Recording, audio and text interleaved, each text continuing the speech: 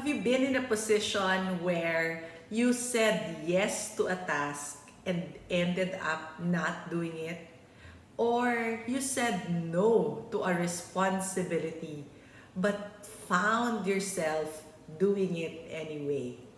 If your answer to both questions is yes, then you will be able to relate to the gospel today about the parable of the two sons. A blessed Tuesday, my dear friend. This is Vanny Ocampo. Welcome to Pathways of Hope.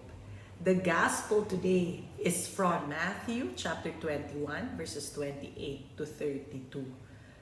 This is the parable of the two sons. Allow me to read to you verses 28 to 31.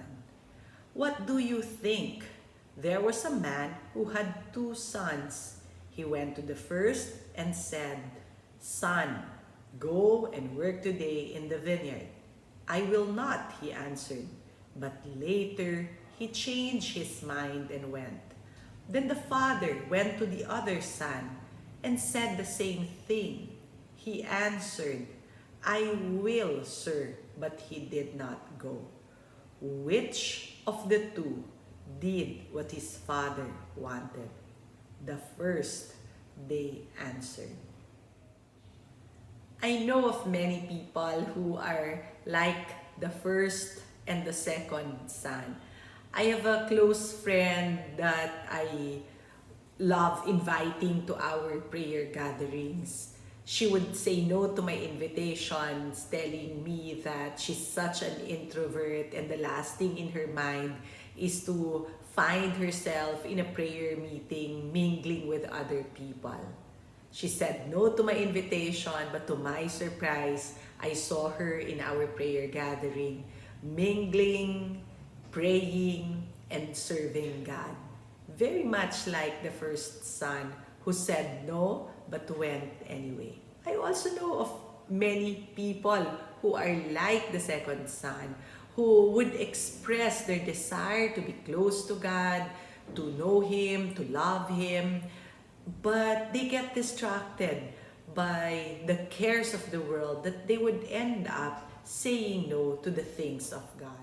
To me, the gospel reading today speaks much about what it means to be faithful and committed to God.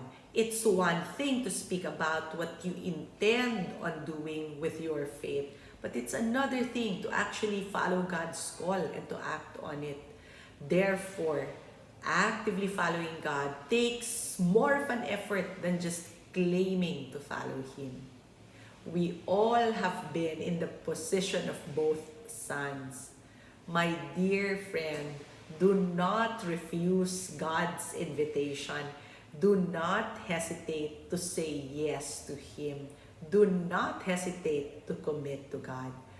Pray that you may come to a place of acceptance and say yes to what God seems to be asking of you right now.